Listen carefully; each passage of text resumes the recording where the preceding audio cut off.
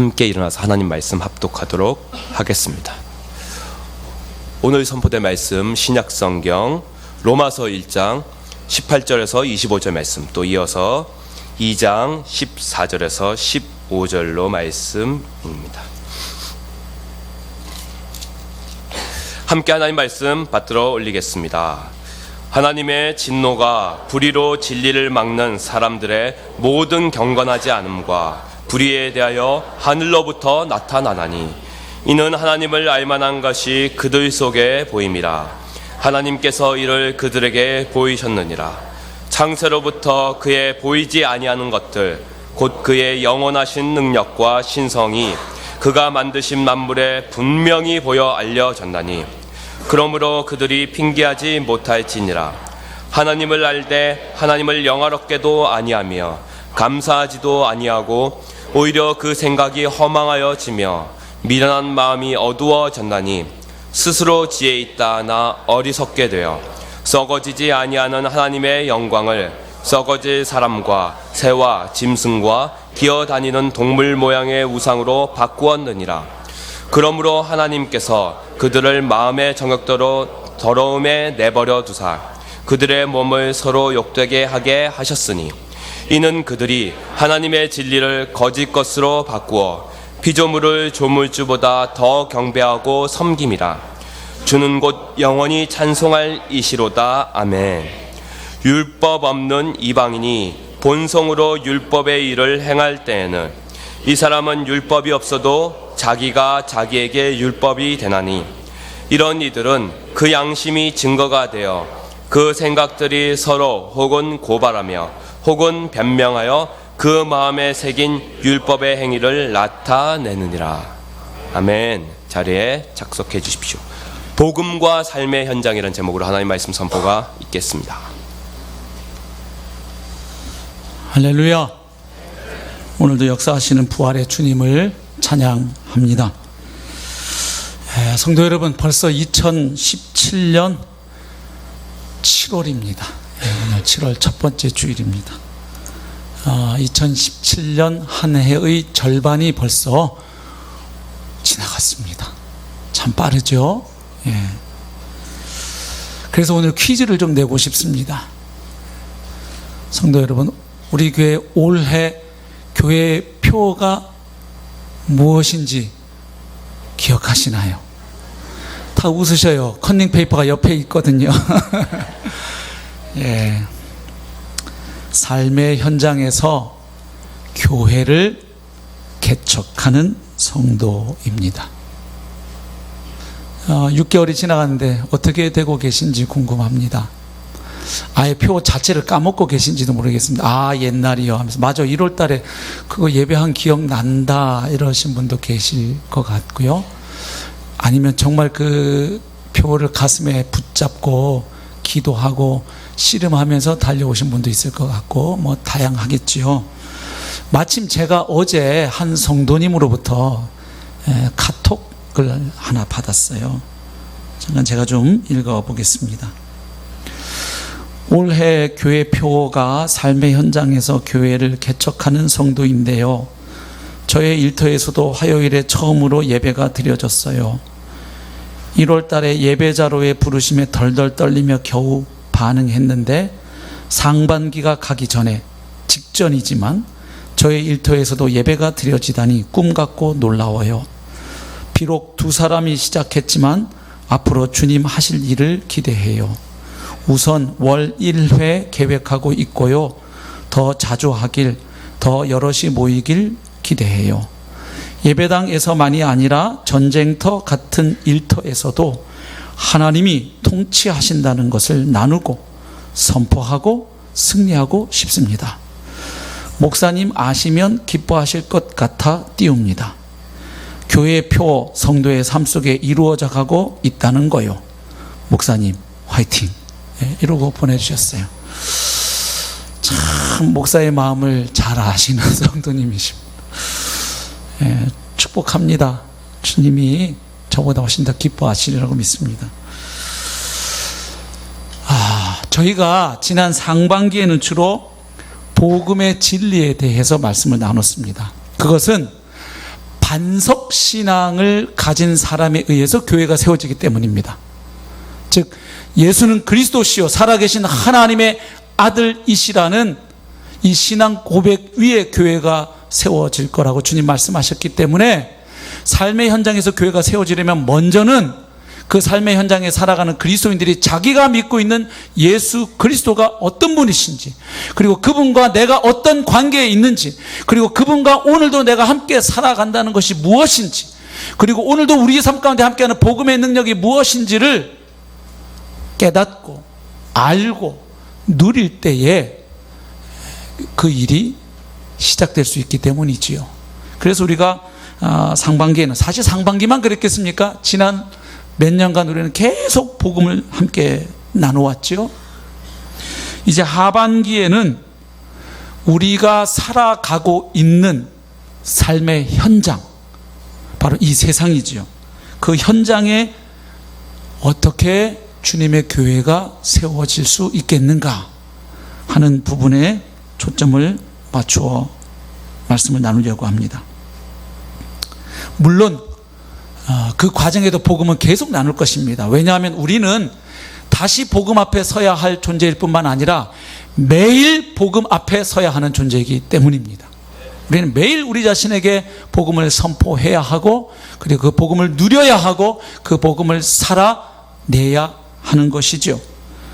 하지만 이제 상반기보다는 이제 이 복음, 우리가 믿고 있고 알고 있고 누리고 있고 그리고 더 배워가고 있는 이 복음의 진리가 우리가 살고 있는 그 삶의 현장과 어떻게 관계가 있는지, 그리고 그 속에 어떻게 복음이 들어가서 상황화될 뿐만 아니라 우리 안에서뿐만 아니라 세상 한복판에서 복음이 능력으로 생명으로 나타날 수 있겠는지를 나누려고 하는 것입니다.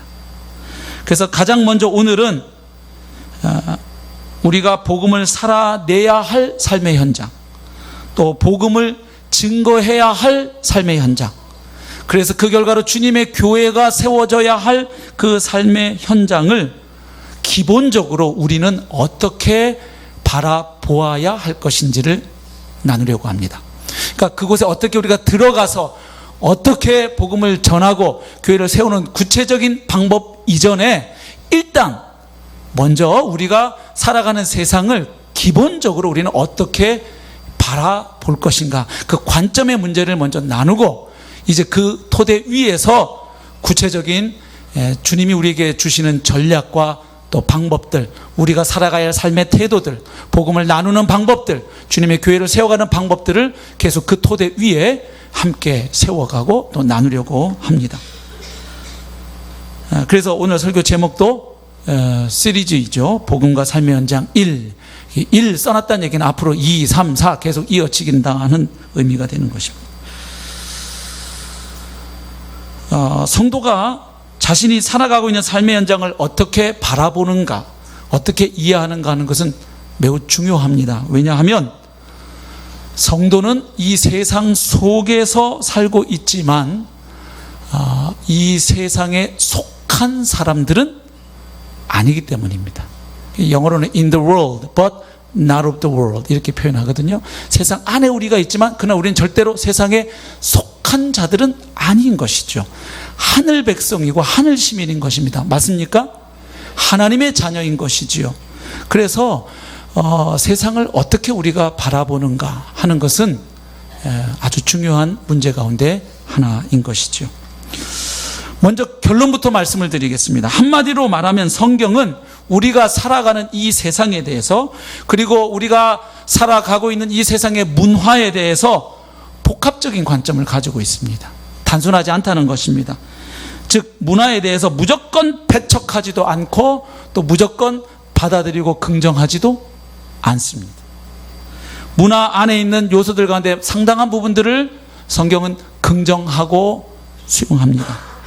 그러나 복음의 관점에서 비춰보지 않고 조사하지 않은 채 무비판적으로 세상의 문화를 받아들이고 그 안에서 아무 생각 없이 살아가는 것에 대해서는 성경은 경고합니다. 그것은 피해야 한다고 우리에게 말해주고 있죠.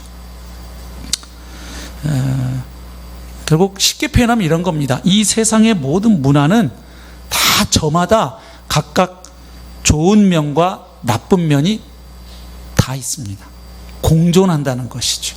예. 그래서 우리는 어떤 문화의 모습을 볼 때 단지 우리의 문화와 우리의 것과 다르다는 이유만으로 배제해서는 안 되는 것이죠. 각 문화 안에는 저마다 선한 요소들도 있고 또 저마다 악한 요소들이 있기 때문입니다. 우리가 살아가는 곳의 문화도 마찬가지인 것이죠. 자, 오늘 본문인 로마서 1장과 2장을 보시면 사도 바울은 이런 이야기를 하고 있습니다. 유대인과 이방인 할 것 없이 모든 사람은 하나님 앞에 다 죄인이다. 그래서 예수 그리스도의 복음을 통해서 구원받아야만 할 사람들임을 선포하고 또 폭로하고 있습니다. 다시 말해서 왜 모든 사람은 예수 그리스도를 믿음으로 구원받고 하나님과의 관계가 회복될 수 있는가, 죄인이 의인될 수 있는가 하는 그 부분을 설명합니다. 3장 이제 뒷부분 하반부에서부터 이제 본격적인 복음의 진리를 풀어나가기에 앞서서 먼저 왜 우리 모든 사람이 예수 그리스도의 복음을 필요로 하고 있는지, 다시 말해서 예수님이 아니고서는 왜 유대인 이방인 할 것 없이 우리는 구원받을 수 없는 자들인지를 1장과 2장에서 선포합니다. 그래서 유대인 이방인 할 것 없이 모든 사람들은 하나님의 생명에서 떠나 있는 잃어버린 상태, 상실된 상태임을 말해줍니다. 그리고 이방인은 이방인들대로, 유대인은 유대인들대로 하나님 아닌 그 어떤 것을 우상으로 섬기고 있다는 사실도 폭로합니다. 하나님을 경배하며 살아가도록 창조된 인간인지라 하나님을 거부하고 하나님을 인정하지 않으면 반드시 그 자리에 하나님 아닌 그 누구 혹은 그 무엇을 숭배하며 살아가게 되는 것이죠. 예. 그러니까 숭배의 대상이 바뀔 뿐 인간은 끊임없이 무언가를 숭배하고 예배하며 살아가는 존재임을 드러내고 있죠.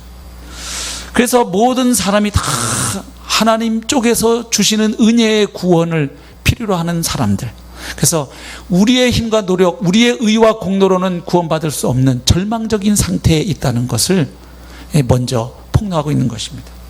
그런데요, 로마서 1장 2장을 다시 또 읽어보시면 이런 진리를 선포하면서 동시에 또 무슨 이야기를 하고 있는가 하면, 모든 인간 존재는 예수를 믿고 있든 믿고 있지 않든, 교회를 다니건 다니지 않건 상관없이 모든 사람들은 하나님에 대한 타고난 지식과 인식을 가지고 있다는 것도 함께 이야기합니다.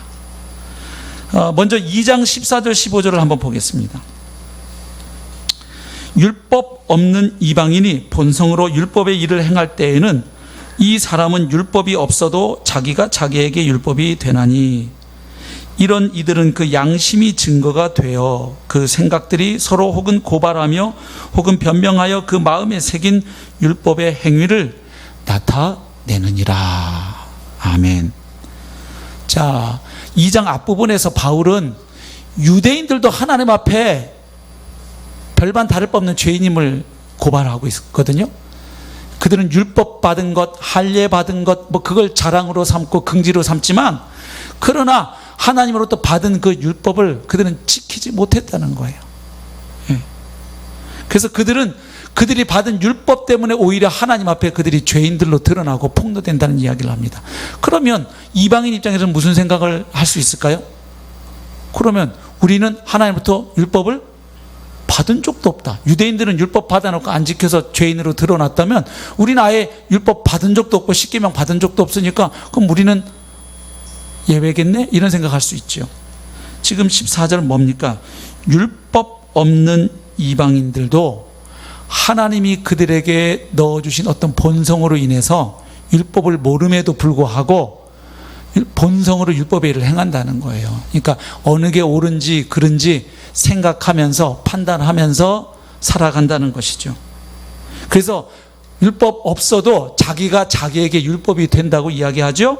그리고 15절에서는 그 하나님이 그들의 마음에 새겨놓은 양심이 있기 때문에 그 양심이 증거가 된다는 거예요. 그래서 그 생각들이 고발하기도 하고 변명하기도 한다. 무슨 얘기입니까? 양심에 부합되는 행동을 하면 여기서 잘했어. 그 다음에 양심에 반하는 행동을 하거나 거짓말을 하거나 하면 그 양심이 공격하는 거죠. 그리고 또 잘하면 변호해주고 자기를, 그렇죠? 그런가 하면 정죄하고 심판하기도 하고. 물론 인간의 양심도 개인에 따라서 이게 편차가 있죠. 양심이 많이 망가져서 성경에 의하면 거의 화인 맞은 양심이라고 표현되는 상태도 나옵니다. 거의 양심이 제 기능을 하지 못할 만큼 망가질 수도 있고, 아주 양심이 예민하게 잘 작동하는 사람도 있겠지만, 기본적으로 사람이라면 그 마음 안에 하나님이 새겨놓은 양심이 있어서 기본적으로 무엇이 옳고 그른지를 판단하면서 사람들은 살아간다는 것이죠. 그래서 이 인간 안에 있는 이 도덕성의 뿌리는 어떤 사회가 우리에게 준 게 아니고 부모가 우리에게 준 게 아니라 근본적으로 하나님, 창조주 하나님께서 우리 인간에게 주신 것임을 이야기하고 있습니다. 물론 많은 세상 사람들은 이것을 인정하지 않기도 해요. 무슨 소리냐? 도덕이라는 것, 윤리라는 것은, 옳고 그름이라는 것은 저 문화권마다 다 다른 거 아니냐? 개인마다 다 다른 것 아니냐? 무슨 모든 인류가 공통적이고 보편적인 윤리 도덕 기준을 가지고 있다고 말할 수 있겠느냐? 다 저마다 상대적인 것이지. 이렇게 얘기하는 분들 종종 만날 수 있어요. 그렇죠? 예. 봐라. 어느 나라에선 간통이 죄가 되지만 어느 나라는 간통이 죄 아니다. 어느 지역에서는 동성결혼 못하지만 불법이지만 어느 지역에서는 합법적인 행위다. 또 어느 지역은 운전석이 왼쪽에 있지만 또 어느 나라 가봐라, 일본, 인도 가봐라, 운전석이 오른쪽에 있다. 바뀌니까 어렵더라고요. 몇 년 전에 성도님들하고 인도 비전 트립 갔을 때 계속 우리 최성 교사님 혼자 운전하시는 게 너무 힘들 것 같아서 중간에 우리 집사님들도 운전대 잡았다가 밤에 고속도로 들어갈 때 아시죠? 저희 한국에서 진입하듯이 들어갔어요. 그랬더니 앞불사 뭘 한 거예요? 그걸 세 글자로 역주행이라 그래요. 우리식으로 들어간 거예요. 이쪽 아시죠? 핸들이 오른쪽에 있으면 이 좌회전 우회전 개념이 바뀌어 버리잖아요. 근데 더 놀라운 것은 저희가 거꾸로 진입했는데 인도 사람들이 전혀 놀라지 않는다는 사실. 너무나 흔한 일들이어서 막 거기 소도 같이 다니고 그죠? 예, 오토바이도 같이 가고 막 이러니까 너무 그분들은 일상적에서 알아서 우리를 피해 가시더라고요. 예, 당황해서 얼른 빠져나와서 다시 길을 들었습니다만, 예, 그러나 여러분, 자동차를 왼쪽에서 운전할 수도 있고 오른쪽에서 운전할 수도 있지만 이 세상 어느 나라도 그 자동차를 가지고 짐승들을 치거나 사람들을 치고 남의 집을 들이받는 것을 좋다고 권장하는 사회는 지구상에 하나도 없어요. 아는 거죠. 그것은 나쁜 짓이라는 것을. 한 철학가 학생이 그랬대잖아요. 이 도덕의 문제에 대해서 정말 인류에게 보편적인 도덕의 기준이 있는가, 상식적인, 없는가, 저마다 다 상대적인 것인가, 자기 생각을 잘 쓰는 숙제를 받았대요. 그래서 이 철학가 학생이 상대주의적 관점에서 아주 글을 열심히 썼다는 거잖아요. 이 세상의 모든 문화는 저마다의 가치와 세계관, 인생관이 있기 때문에 인류가 공통적으로 가지고 있는 도덕은 없다. 다 저마다 상대적인 것이다. 절대적 도덕 기준 그런 얘기 하지도 마라. 그걸 여러 학자들의 의견도 인용하고 아주 서론부터 결론까지 일관된 논리를 잘 세워서 아주 글도 깔끔하게 군더더기 없이, 그리고 표현도 아주 명확하게 또 어법에 맞게 아주 잘 써서 제출했어요. 그리고 표지도 아주 자기가 좋아하는 아주 멋있는 파란색 표지를 탁 앞에 해가지고 제출했다는 거 아니에요? 그래서 내심 속으로는 무슨 학점을 기대했겠어요? 최소한 A-. 예. 그리고 좀 교수님이 잘 봐주면 A+까지 기대했어요. 근데 교수님이 불렀다는 거죠. 그래서 교수님이 외부 찾으시니까 너무 잘 써서 감탄을 하시나 보다, 이분이. 그래서 교수님 방에 가서 녹화하고 들어갔더니 교수님이 말씀하시는 거예요. 김군, 자네 리포트 잘 읽었네. 그러니까 그러니까 자네 이야기는 한마디로 말해서 이 세상에 절대적인 도덕성이나 보편적인 윤리 기준은 없다는 이야기지, 다 저마다 상대적인 것일 뿐이라는 그런 이야기를 쓴 것이지. 그랬더니 학생이 어떻게 했을까요? 맞습니다, 맞고요, 이렇게 한 거예요. 예, 제가 그 얘기를 썼습니다. 그래, 보니까 아주 일관되게 글을 잘 썼더구만. 그래서 이제 학생이 무슨 생각을 했겠어요? 아싸, A학점 하나 땄다 생각하는데, 근데 김군, 자네 얘기가 그 얘기가 틀림없이 맞는 거지? 그러니까 그럼요, 제가 그 얘기를 썼죠. 그래서 김군 하는 이야기인데, 자네 이 페이퍼는 D-네 이랬대요. 아니 교수님, 어떻게 그게 D-입니까? 잘 썼다면서요. 교수님도 인정하셨잖아요. 자네가 얘기했지 않는가, 모든 기준은 다 저마다 상대적이고 개인적인 취향에 따른 것이라고. 그래서 내가 하는 얘기인데, 나는 이 파란색 표지가 너무 마음에 안 드네. 그래서 자네는 D-야. 그래서 교수 방을 빠져나오면서 학생은 알았다는 거죠. 이 세상에 무슨 절대적인 도덕 기준이 있냐, 다 저마다 생각하는 대로 자기 느낌대로 살아가는 것이지, 다 상대적인 것이지 했는데, 자기도 무슨 기준을 가지고 있는 거예요? 적어도 이 보고서나 논문은 뭐에 의해서 평가를 받으면 안 된다. 표지 색깔에 의해서. 교수가, 나는 내가 좋아하는 파란색, 교수는 자기가 파란색 싫어한다는 이유로 D-를 매기는 것은 정당하지 않다, 공정하지 않다 하는, 자기도 그 안에 기준을 가지고 있다는 것을 뒤늦게 깨달았죠. D-를 받고 나서. 물론 뭐 이런 일이 진짜로 있었겠어요? 지어낸 이야기겠지만 생각할 바가 있지요. 그 인간들이 가지고 있는 그 도덕심 혹은 그 도덕성, 어디서 왔겠어요? 바로 성경에 의하면 창조주 하나님이 넣어놓으셨다는. 그래서 예수님 안 믿는 분들도 누가 못된 짓 하면 어떻게 사람의 탈을 쓰고 그럴 수가 있어, 이런 얘기하죠. 그건 뭐냐면 기준이 있는 거예요. 적어도 예수를 믿거나 안 믿거나 상관없이 사람은 그렇게 하면 안 된다는 이 기준이 작동하고 있는 것이죠. 모든 사람은 정직, 공평, 사랑, 또 황금률, 남이 나에게 이렇게 해줬으면 좋겠다 하는 거 있잖아요. 사실 그럼 나도 그렇게 해줘야 되는 거잖아요. 이런 황금률, 또 무엇이 옳은지 그른지에 대한 기본적인 이 인식 혹은 내적인 감각을 가지고 있다고 성경은 선포합니다. 왜 그럴까요? 그것은 인간이 처음 창조될 때 하나님의 형상으로 지어졌기 때문입니다. 예. 그래서 성경이 말해주는 하나님의 형상은 의미가 좀 풍성하지요?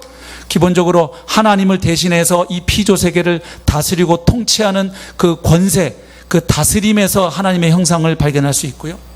또 어떤 부분도 있나요? 인간이 타락하면서 잃어버린 영적 특질들이 있어요. 그 전에는 가지고 있었는데, 가령 에베소서 4장 24절에 나오는 의, 거룩함, 또 골로새서 3장 10절에 나오는 하나님을 아는 참 지식, 이런 것들은 타락하면서 잃어버린, 상실된 영적인 특질들인데, 이런 것들도 하나님의 형상을 이루고 있는 요소들이고요.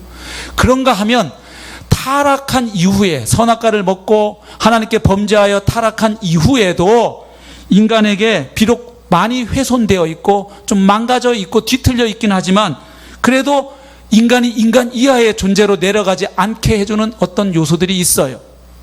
도덕성, 지적인 능력, 지력 혹은 지성, 이성, 뭔가를 만들어내는 이 창의력, 또 뭔가 죽음 이후의 세계에 대해서도 관심을 갖는 이 어떤 종교심, 영성, 이런 것들, 이 다른 피조물에서는 찾을 수 없는 요소들인 거죠.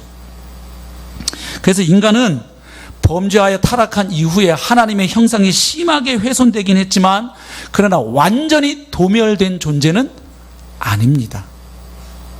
여러분, 창세기 9장 6절 보시면 노아 홍수 이후에 하나님이 인간에게 살인죄를 금하시면서, 그 다른 사람을 죽인 사람은 그 사람도 반드시 피를 흘려야 된다, 죽게 된다는 이야기죠. 그 이야기를 하시는데 그때 근거가 이렇습니다. 창세기 9장 6절. 다른 사람의 피를 흘리면 그 사람의 피도 흘릴 것이니 이는 하나님이 자기 형상대로 사람을 지으셨음이니라. 그러니까 타락한 이후에도 하나님은 인간을 아직 어떤 존재로 보고 계십니까?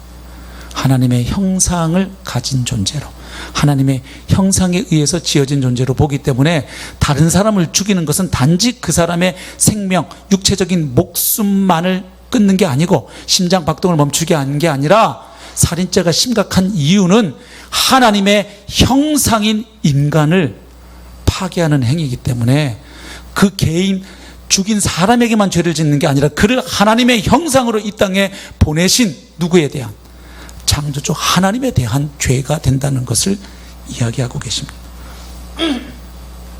그러니까 타락한 인생들도 하나님의 형상의 어떤 부분을 많이 희미해졌고 망가져 있고 훼손당했지만 가지고 살아갑니다. 그래서 여러분 혹시 보셨어요? 주위에서 예수님 안 믿는 분인데 교회 다니는 분보다 훨씬 더 착하신 분 보셨나요? 예? 훨씬 더 많이 남을 위해서 봉사하고 자기 가진 재산 열심히 구제하고 기부하고 이런 분들 있어요, 없어요? 있죠. 왜 그래요? 그분들 안에도 하나님의 형상이 남아있어요. 그래서 어려운 사람 보면 측은지심이 들고, 그리고 내게 있는 것을 가지고 나누며 사는 게 그게 바람직한 인간의 삶의 모습이다, 길이라는 걸 알고 계신 분들이에요. 예. 그래서 여러분 조지신학책에 보면 나오는 용어 중에 이런 말이 있어요. 뭐 어려운 말은 아닌데 이렇게 용어를 들으면 딱 우리가 좀 긴장될 수 있는데, 일반 계시, 일반 은총 뭐 이런 말 있어요. 그죠? 예. 일반 계시가 뭐죠? 계시라는 건 감추어져 있던 것을, 커튼을 이렇게 열어서 베일을 걷어내는 거예요. 그래서 숨겨져 있던 것, 알려지지 않았던 것, 감추어져 있던 것을 드러내고 보여주고 알려주는 것을 계시라 그래요. 그죠? 드러낸다, 이런 뜻인데, 하나님이 자신을 우리에게 나타내 보이시는 것을 계시라 그러죠. 근데 거기에는 일반 계시도 있고 특별 계시도 있어요. 예를 들면 복음을 통해서, 성경을 통해서, 예수 그리스도를 통해서, 십자가와 부활을 통해서, 선지자들의 예언을 통해서 하나님의 뜻, 그분의 계획, 그분의 섭리, 이것을 알려주시는 것을 우리가 특별 계시라 그래요. 하지만 성경은 말합니다. 일반 계시도 있어요. 이거는 구원받은 사람, 안 받은 사람, 뭐 기독교인, 비기독교인 상관없이, 교회를 출석하는 사람, 안 하는 사람 상관없이 하나님이 그저 모든 사람들에게 어떤 부분에서인가 자기 자신을 나타내 보여주시는 계시를 말해요. 예.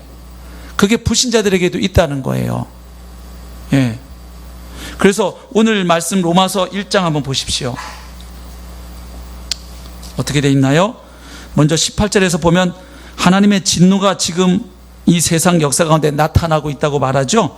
그것은 사람들이 불의로 하나님의 진리를, 복음의 진리를 막고 있기 때문이에요. 그래서 그 결과로 하나님 앞에 그들은 경건하지 않고, 즉 하나님과 바른 관계를 맺고 살아가지 않고, 또 옆에 있는 사람들을 향해서도 의롭지 않기 때문에 그 불경건과 불의에 대하여 하나님의 진노가 나중에 심판 때만, 최후 심판 때만 있는 게 아니라 이미 지금 나타나고 있다고 선언합니다.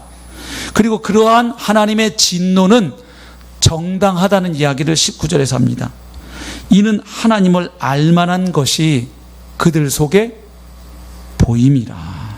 하나님께서 이를 그들에게 보이셨느니까, 사람으로 태어난 이상 자기가 유실론자이건 무실론자이건 교회를 다니건 안 다니건 저 마음 깊은 곳에는 자신을 지으신, 그리고 이 세상 만물을 창조하신 창조주 하나님이 계시다는 것, 그리고 인간은 모름지기 그 하나님께 의존하고 순종하며 살아가야 된다는 것, 그리고 죽고 나면 그분 앞에 서야 할지 모른다는 것, 이런 것들을 어렴풋이 안다는 거예요.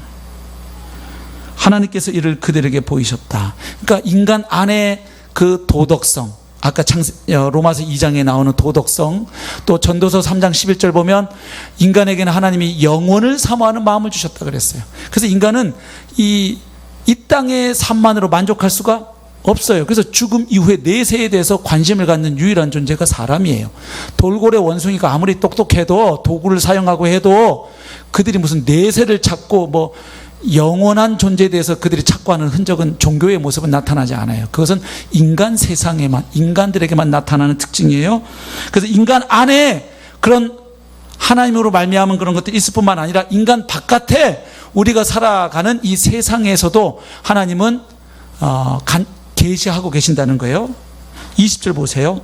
창세로부터 그의 보이지 아니하는 것들, 즉 하나님은 보이지 않는 분이니까 그분의 능력, 신성 이것들 눈에 보이는 것은 아니에요. 그런데 그 하나님께서 세상을 창조하셨기 때문에 마치 미술 작품은 그것을 만들거나 그린 사람의 그 화풍, 그 사람의 인생관, 또 이 세상을 바라보는 관점, 그 사람의 기질 뭐 이런 것들을 어쩔 수 없이 그 작품은 드러낼 수밖에 없는 것처럼 글도 그렇죠. 그 글 쓴 사람의 캐릭터라든지 인격, 뭐 그 사람의 기질, 관점 드러낼 수밖에 없지 않아요? 그래서 이 하나님이 지신 만물들이 인생들에게 알려준다는 거예요. 이것들을 지으신 창조주가 계시다는 것을. 예. 그가 만드신 만물에 분명히 보여 알려졌나니 그러므로 그들이 핑계하지 못할지니라. 그래서 사람들은 모름지기 하나님에 대한 자세한 건 모르겠죠. 뭐 하나님의 성품, 하나님의 구원 계획 뭐 이런 것까지는 다 속속들이 몰라도 기본적으로 인생들은 21절에 의하면 하나님을 어느 정도는 안다고 되어 있어요. 하나님을 알되 그러면서도 그 하나님을 영화롭게 않고 그분께 감사치도 않고 하나님 아닌 다른 것들을 우상으로 삼아서 그것들을 신으로 삼아서 자기 만족을 위해 살아가고 있다. 그 이야기를 하고 있죠. 그래서 시편 19편 1절에서도 그 말씀이 기록되어 있죠. 하늘이 하나님의 영광을 선포하고 궁창이 그의 손으로 하신 일을 나타내는도다. 예. 제가 옛날에 기억해요. 하나님이 인정하지 않던 제 친구 가운데 무신론자가 한 명 있었는데 미국 여행 그랜드 캐년을 갔다 와가지고서는 야 그랜드 캐년 갔더니 하나님이 좀 계신 곳도 같더라 살짝 뭐 이런 얘기를 하더라고요. 그 광대한 그 협곡에서 도저히 그냥 어떻게 하다 보니 우연히 창조되었다고 믿기에는 너무나 어려운 그 엄청난 대자연 앞에 딱 한 개인으로 서 보니까 좀 느낌이 있었던가 봐요.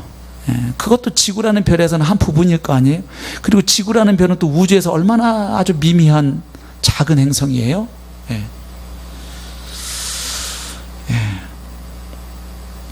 그래서 하나님이 자신을 나타내시는 일반 계시가 있다. 이거는 하나님 믿지 않는 사람들에게도 허용된 계시인 거죠.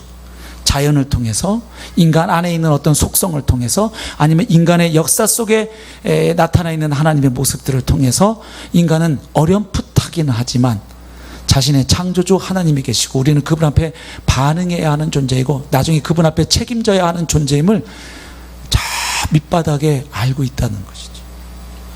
그런가 하면 이 세상에 여러분 일반 은총도 있어요. 여러분 하나님이 구원받은 성도들에게만 햇빛과 공기를 주시지 않아요. 하나님은 이 세상 살아가는 모든 사람들에게 햇빛과 공기를 동일하게 주십니다. 맞습니까? 예, 이런 것을 일반 은총이라 그래요. 그리고 뭔가 공부할 수 있는 지혜와 머리 뭐 이런 것들도 예수 믿는 사람에게만 하나님이 주시던가요? 아니죠. 예수 안 믿는 분들 중에 여러분보다 공부 더 잘하는 분 있어요 없어요?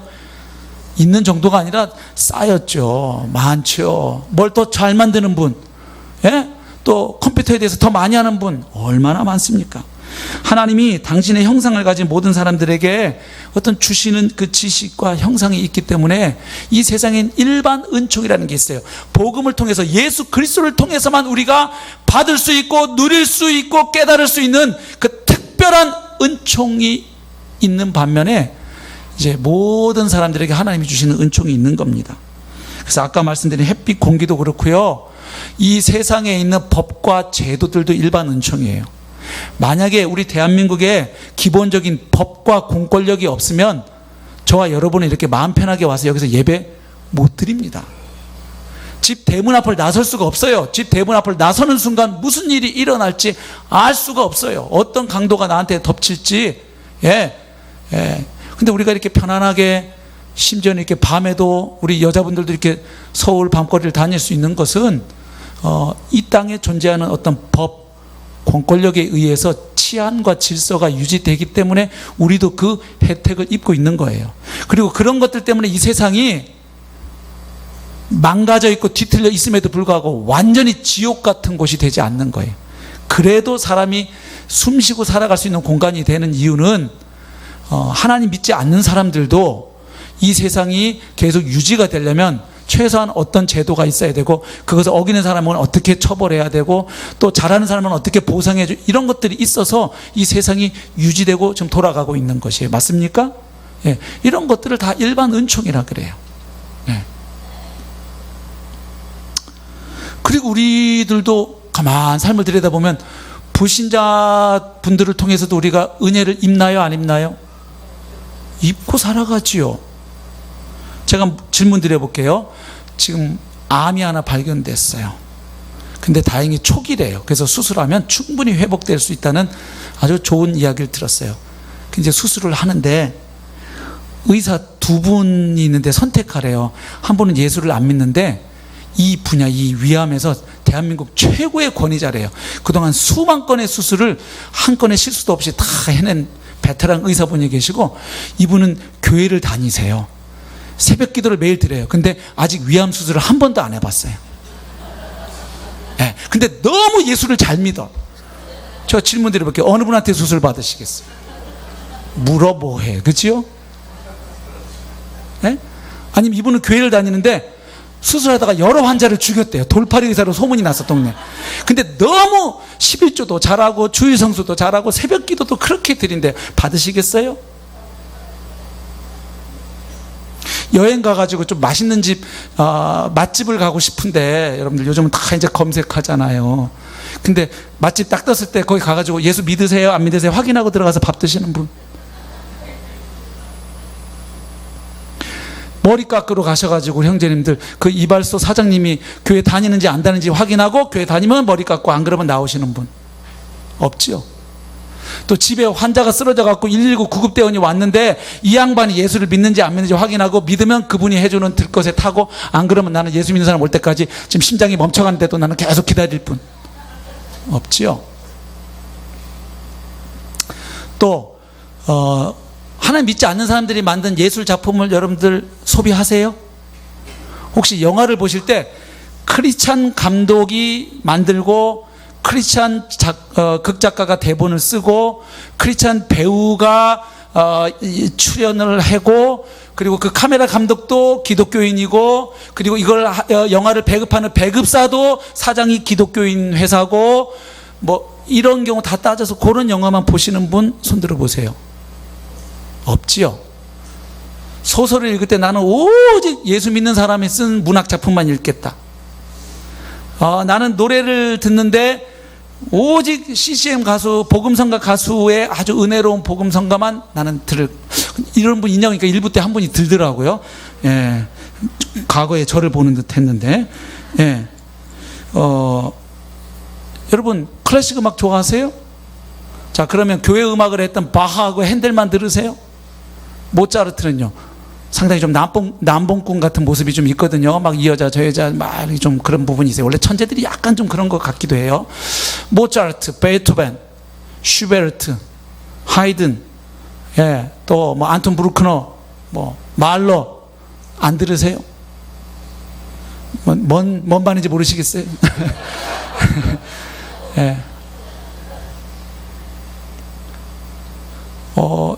제가 목사인데요. 요즘 가끔 전인권 노래도 들어요. 지나간 것은 지나간 대로. 복면가 왕복, 불후의 명곡, 뭐 이런 게 있대요. 판타스틱 듀오 뒤에까지 뭐 이렇게 노래하는 프로들.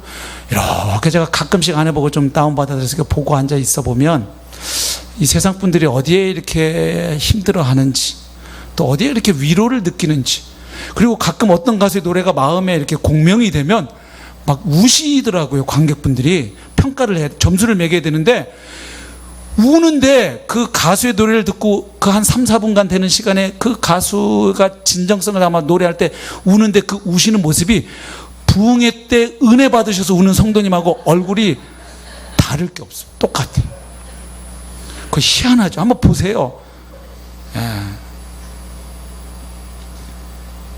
부신자가 쓴 문학 작품을 통해서는 얻을 유익이 하나도 없나요? 여러분, 토지, 태백산맥 그런 거 읽으면서 우리 이 대한민국의 이 굽이 흘러온 그 역사에 대해서, 인간 삶의 조건에 대해서, 인간의 그 본성, 구조 안에 놓여진 그 인간의 본성에 대해서 깊이 성찰할 수 없나요? 꼭 도스토옙스키나 톨스토이 책만 읽어야 되나요? 하나님을 알지 못하는 사람들이 쓴 책들을 통해서 또 우리가 거기에 어떤 우리 삶에 필요한 풍성하게 만드는 인문학적 소양을 얻을 수 있지요. 그렇죠? 거기 인간에 대한 깊은, 인간 본성에 대한 통찰이 있거든요. 이 사회에 대한 깊은 이해와 진단이 있거든요. 다만 그것들이 구원하지 못하는 것이죠.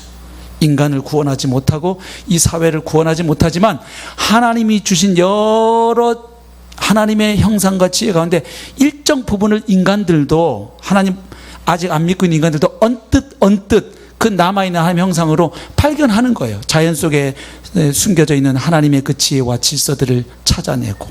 그렇죠? 인간 안에서 보여지는 그 선한 모습, 아름다운 모습, 반대로 그 추악한 모습들, 이것들을 인간들이 다 알아요. 그래서 여러분, 기독교인이 아닌 사람들의 노래를 들으면서도 어떨 때 참 공감이 되지요.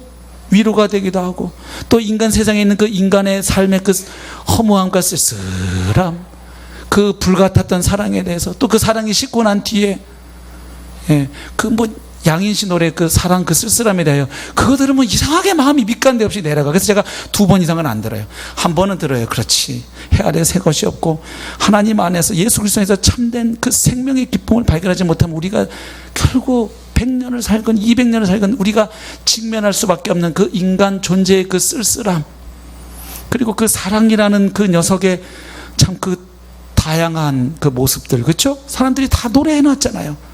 그 사랑의 달콤함에 대하여, 그 비참함에 대하여, 그 씁쓸함에 대하여, 그 허무함에 대하여 이렇게 저렇게 노래들을 만들어 놓았어요. 그래서 어떤 부분 그것들을 우리도 듣기도 하고 소비하기도 해요. 그러나 조심하실 것은, 너무 거기에 많이 빠지면 어떻게 되겠어요? 유행가는 하루에 3시간 들으면서 하나님 높이는 찬송은 3분도 안 부르고, 세상 책은 신문과 잡지와 온갖 막 여러 가지 글들은 하루에 10시간씩 읽으면서 하나님 말씀은 하루에 1분도 안 읽으면 결국 그것들이 담고 있는 그 가치관, 인생관, 세계관, 그 신념들이 우리에게 알게 모르게 영향을 주지요.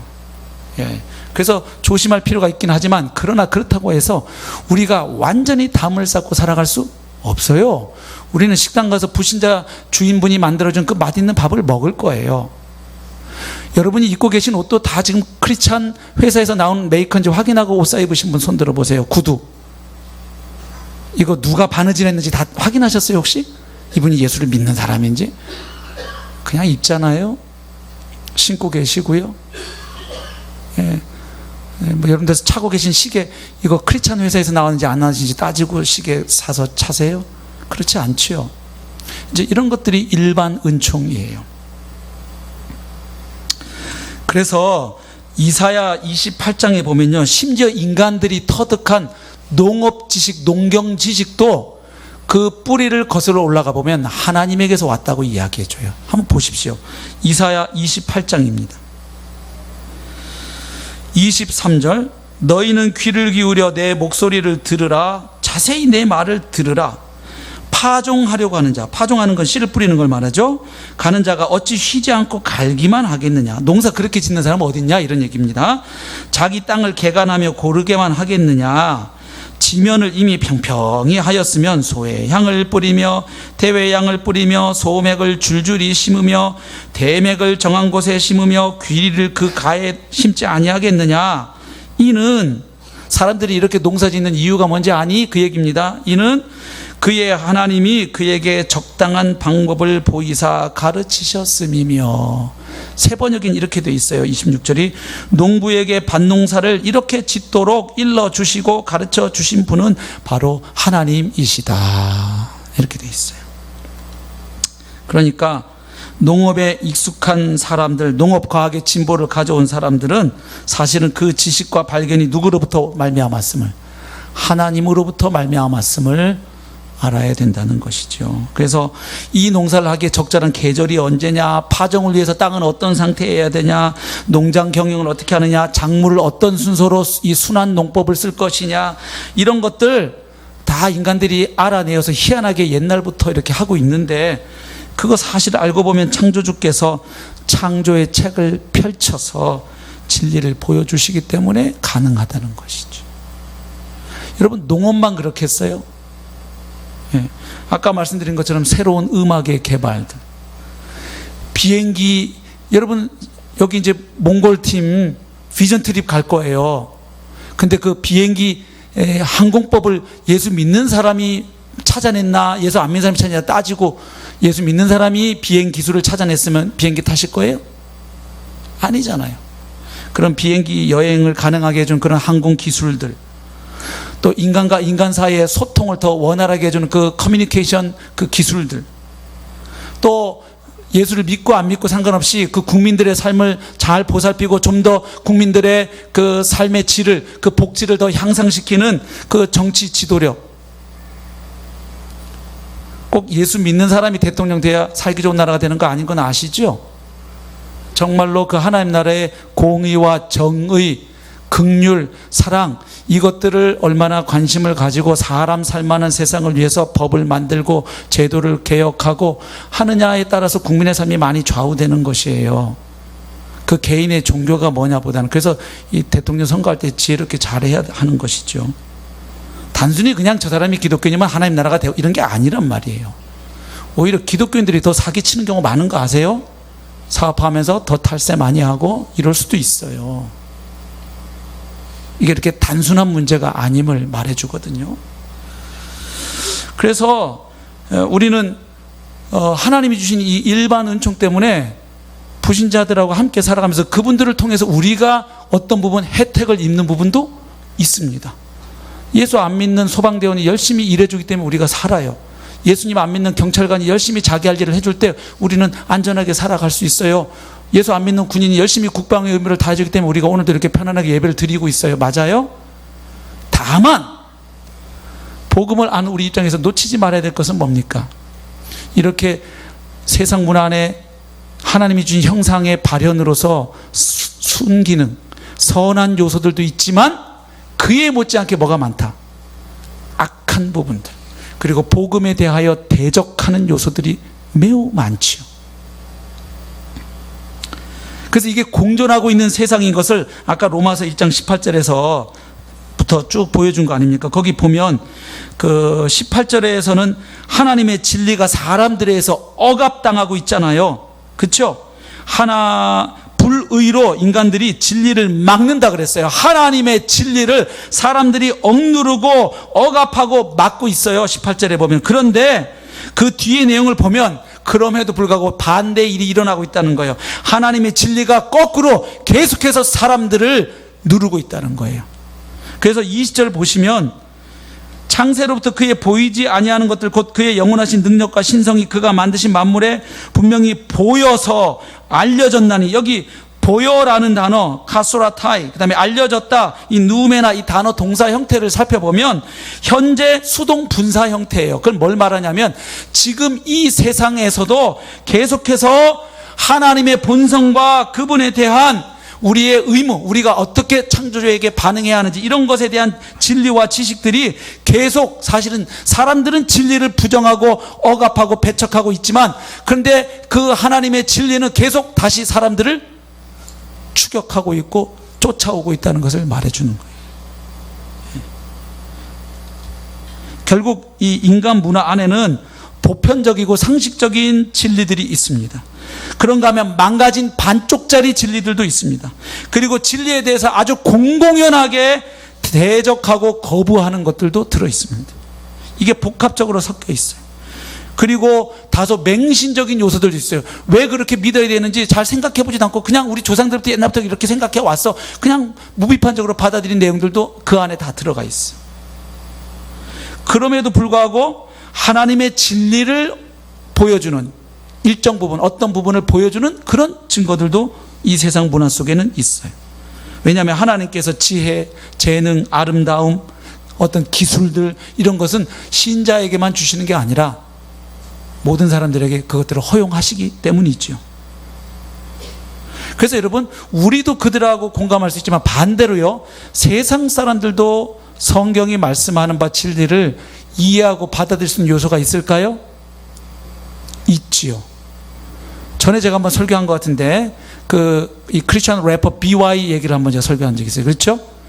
예, BY의 실력이 워낙 출중해서 사람들이 그를 좋아하고 받아들인 면도 있지만 제가 그때 사람들의 그 페이스북이나 올라온 반응들을 소개해 드렸죠. 상당 부분 세상 사람들이 그가 읊은 그 가사에 깊이 공감을 했어요. 맞아. 우리가 이 자본주의 사회에 살면서 돈이 다인 줄 아는데 돈이 다는 아닌 거 맞아. 출세가 다 아니야. 그거보다 더 중요한 게 있었지. 우리 사람이란 모름지기 알고 있었고 우리가 그렇게 살았어야 될 소중한 것들을 우린 너무 많이 놓치고 살아있는지도 몰라. 이거 공감을 해요. 이 통하는 부분이 있다 이 말이에요. 예. 거기다 뭐 실력까지 있으니까 그냥 더더욱 이뻐 보이는 거지. 그래서 막 젊은이들 중에 BY 때문에 나 이렇게 교회 나가보려고 이런 사람들이 꽤 있었어요. 멋있으니까. 예. 그렇다고 지금 또 제가 고지론 얘기하는 거 아니에요. 우리가 다 출세해서 높은 자리 다 이래야 복음이 전한다 그 얘기하는 게 아니고 그 진정성 있는 이 삶의 모습과 이 복음의 진리 하나님의 말씀이 선포될 때 세상 사람들도 그것이 참이라는 것을 이해할 만한 어떤 지각이 인간들에겐 어떤 부분 있다는 거예요. 그런가 하면 상당 부분은 또 뭐하고 배척하고 억압하고 하는 것이죠. 예. 그래서 우리가 이 세상과 문화에 대한 이런 이해가 없게 되면 우리는 이 세상과 단절돼서 자꾸 살아가려고 해요. 왜냐하면 이 세상은 악한 거니까 하나님의 불심판을 받을 수밖에 없는 곳이니까. 에이, 근데 여러분 그것도 사실이잖아요. 결국 마지막에 완성되는 하나님의 나라는 어떤 모습의 요한계시록 가보시면 결국 이 땅에 하나님 나라가 완성이 돼요. 그렇죠? 새롭게 하시죠. 새 하늘과 새 땅으로 바꾸시지 이게 없어지는 게 아니에요. 거룩한 성 새 예루살렘이 이 땅에 임해요. 계시록 한번 가서 잘 읽어보세요. 그래서 이게 균형 잡힌 시각이 필요하다는 것을 알 수 있죠. 그래서 왜 간혹 비그리스도인들이 어떤 부분에서 더 도덕적이고 더 지혜롭고 똑똑하는 것이 가능한지 오늘 말씀은 말해주는 거예요. 그런가 하면 그렇게 똑똑하고 선량하고 양심적인 것 같지만 복음에 의해서 다시금 새로운 피조물로 태어나지 않는 이상 아무리 인간이 선량한 양심을 갖고 살아간다 한들 본질상 진노의 자식이고 존재적 죄인입니다. 그리고 인간이 아무리 배우고 똑똑해져도 얼마나 악한 모습으로 살아가는지 우리는 보고 있어요. 그 대단하다는 똑똑하다는 지성인들이 그 온갖 성범죄를 비롯해서 그리고 그것이 드러났을 때도 끝까지 인정하지 않고 온갖 거짓말로 막아보려고 하는 그 인간의 사악함을 우리는 최근의 역사 가운데 많이 보아왔어요. 그리고 그게 그들만의 이야기가 아니라 사실은 나의 이야기도 한 것을 우리는 알고 있어요. 막 청문회 나온 사람들 거짓말을 가면서 에이 위장전입 그렇지만 그거 막 비난하는 사람도 아마 그분도 과거 다 캐면 아마 청문회 나온 사람보다 수백 배 나올 수 있죠. 우리가 남 얘기니까 쉽게 하지. 하나님의 거룩한 공의의 잣대 앞에 태어나서부터 지금까지 살아온 내 모든 삶을 하나님의 비디오를 다 틀어버리시면 누가 하나님 앞에 나는 깨끗해라고 말할 수 있어요.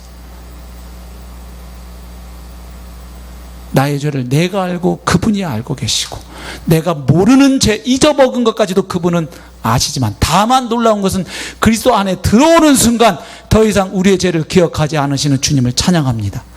그래서 이게 놀라운 은혜의 복음이에요.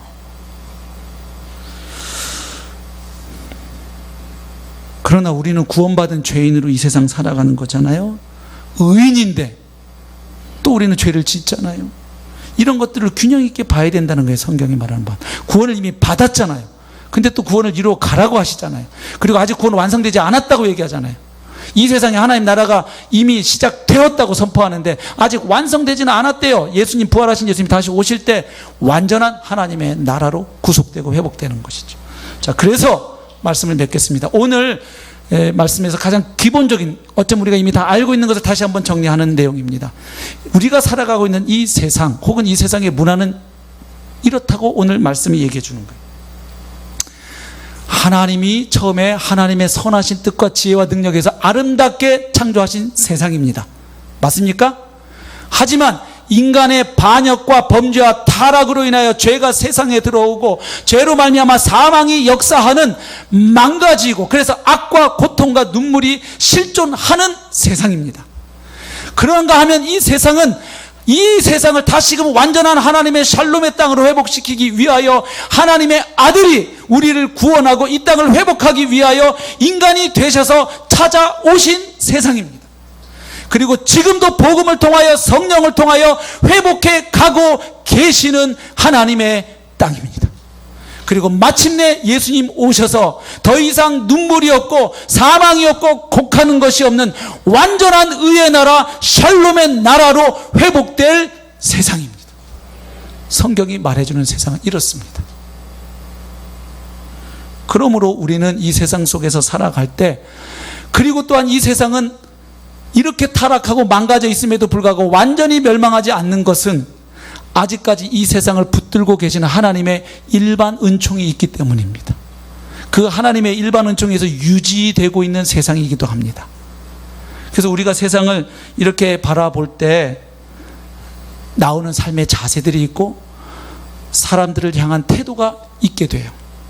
자, 우리는 아직 복음을 듣지 못한, 아니면 복음을 들었어도 거부하고 있는, 예수를 믿지 않는, 우리가 매일 스치는, 매일 만나서 같이 밥 먹고 같이 회의하고 같이 일하는, 그리고 같이 놀러도 가고 때로는 싸우기도 하는 그분들을 우리는 어떻게 바라봐야 하겠습니까? 동시에 같이 봐야죠. 하나는 그분들에게도 하나님의 형상이 남아있다. 그리고 하나님은 저분을 위해서, 나를 위해서만이 아니라 저분을 위해서 십자가에 죽으시고 부활하셨다. 그래서 저분 안에도 저렇게 망가진 것 같지만 저 안에도 하나님의 형상이 남아있어서 그 마음 깊은 곳에서는 하나님으로서는 도저히 채워지지 않는 그것 때문에 목말라하고 고뇌하고 있다. 그리고 그의 인생의 진정한 해답은 나의 경우와 똑같이 죽으시고 부활하신 예수 그리스도이시다. 그분 안에 들어올 때 이 사람에게도 진정한 삶의 문이 열리고 진정한 행복이 시작이 된다. 그래서 한쪽으로는 우리는 그분들을 존중하고 이해해야 합니다. 긍정해야 돼요. 우리와 동일한 사람이니까요. 하나님의 형상으로 지어진 사람이니까요. 같은 연대감이 있잖아요. 같은 사람이니까 같이 느끼고 같이 하는 게 있어요. 그러나 엄연한 사실 또 한 가지는, 우리는 그 흑암의 권세에서 하나님의 은혜로 이제 주님의 나라로 옮겨진 하늘 백성이 되었습니다. 그리고 다시 세상의 빛으로 소금으로 파송받은 사람들이 우리인 것입니다. 아멘. 예. 그래서 세상의 소금은 세상에 들어가야 소금 역할을 하는 겁니다. 그러나 소금이 맛을 잃어버리면 더 이상 소금이 아닌 것이. 그렇죠. 그래서 우리가 이 인간문에 대해서 어떤 부분 우리도 그 혜택을 입고 살아간다는 것을 겸허하게 인정해야죠. 그래서 그분들을 존중해야죠. 감사하는 마음을 가져야죠. 그분들이 현재 예수를 믿거나 안 믿거나 그분들을 통해서 하나님 우리에게 주시는 어떤 부분의 은혜들이 있기 때문에 그것에 대해서는 우리가 겸손하게 인정하고 고마워해야 할 것이에요. 그런 마음을 우리가 품고 그분들과 관계를 맺어야 할 것입니다. 그러나 아무리 그가 일반 계시와 일반 은총 안에서 나보다 더 좋은 학교를 나오고 더 넓은 집에서 살고 더 좋은 차를 끌고 자식들도 잘 풀리고 좋은 회사 다니고 그가 건강하고 해도 그가 예수 그리스도를 만나지 못하는 한 그는 오늘 죽으면 바로 지옥에 들어갈 수밖에 없는 불쌍한 죄인임을 잊으면 안 됩니다. 세상 사람들하고 친해지기 위해서 그들과 교제하고 밥 먹고 하는 것 좋아요. 우리가 너무 믿는 사람들하고만 다 이렇게 하면 세상의 교회가 안 세워지죠. 그러나 너무 친해져서 그들과 나의 다른 점이 하나도 없어진다면, 그리고 그들과 나의 다른 점이 있는데 그게 복음인데 그 부분이 제시됐을 때 그분들하고 부닥치는 부분이 있어요. 충돌하는 부분. 그게 두려워서 그런 불편한 얘기는 계속 빼고 그저 그와 내가 서로 공유할 수 있는 이야기만 하고, 그저 그 사람에게 저 사람 참 좋은 사람이야, 예수 믿어도 참 얘기도 잘 통하고 참 사람이 나이스하고 젠틀하고 교양도 있고 참 경우가 발라, 그리고 저 사람은 참 소통을 잘했고 예수 믿는 것들 다 꽉 막혀서 말 안 통하는 줄 알았더니 저 인간은 이상하게 말도 잘 통해, 이런 이야기만 듣기 위해서 계속 그런 이야기만 계속 한다면 우리는 사명을 버리고 있는 거예요. 그분들과 소통을 위해서 그분들과 함께 먹기도 하고 영화도 볼 수 있고 같이 여행 갈 수 있어요. 예? 그러나 기억해야죠. 같이 소통할 수 있는 부분이 있는가 하면 그분들에게 없는 그 놀라운 복음의 은혜와 그 신비를 우리를 통해서 그들이 알게 되기를 하나님이 원하신다는 말씀입니다. 그래서 우리를 세상으로 보내셨다는 것을 잊으면 안 되겠어요. 예.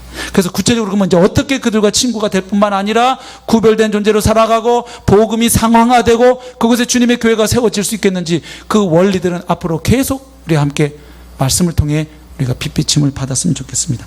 오늘은 가장 기본적인 대전제, 이 세상은 어떤 곳인가, 이 세상에 우리와 더불어 함께 살아가고 있는 그 귀한 이웃분들은 어떤 분들인가, 그분들과 우리는 어떤 면에서 같고 또 어떤 면에서 다른가 하는 이 기본 인식 위에 이제 구체적인 복음화의 전략들을 말씀을 통하여 또한 복음의 관점에서 우리가 계속 알아가고 이제 살아낼 수 있기를 소망합니다. 그래서 하반기는 더더욱 이제 우리 삶의 현장에서 주님의 교회를 세우게 한 작은 몸부림들, 거룩한 시도들이 이제 시도되어 줄 수 있기를 바랍니다. 그 작은 발걸음에 우리 하나님께서 함께 하시고 역사하실 때 위대한 하나님의 역사가 나타나게 될 줄로 믿습니다. 그것을 소망하며 우리 함께 서로 격려하면서 이 길을 갔으면 좋겠습니다. 우리 찬양하겠습니다. 아무